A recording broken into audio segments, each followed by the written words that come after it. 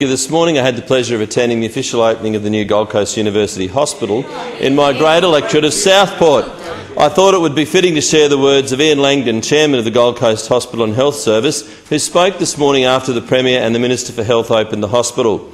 Like the major cathedrals of the world, today's opening of the Gold Coast University Hospital has involved 3 generations of vision and dedication.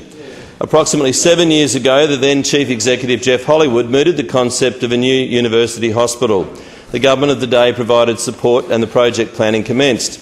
A second generation, consisting of the then Chief Executive Adrian Nowitzki, project leader Mike Allsop, the project team, architects, Lend-Lease and contractors then proceeded to construct this magnificent complex. Throughout the process, our Gold Coast Health Services team ensured that clinical functionality remained at the forefront in all decision-making. Finally, a third-generation Chief Executive, Ron Calvert, accompanied by a board and supported by a 5,000-strong workforce, managed the completion and now assumed the responsibility of capitalising on the magnificent facilities bestowed upon us, not only here at Southport but also at Robina and Carrara, as well as throughout our many community-based operations. The official opening and ribbon-cutting ceremony earlier today is thus the end of the process in which many individuals have all played a vital part. However, it is also the beginning of a new era, an era of increased community expectations for new services, innovation and ever-increasing standards of care. Today, Mr Langdon commended the Newman Government for our commitment to funding new services and growth. He noted that during the 2 financial periods as he has been in his position, he has seen an increase of funding to the service of 9% growth in activity year on year, with 91% of such funding coming from the Queensland Government.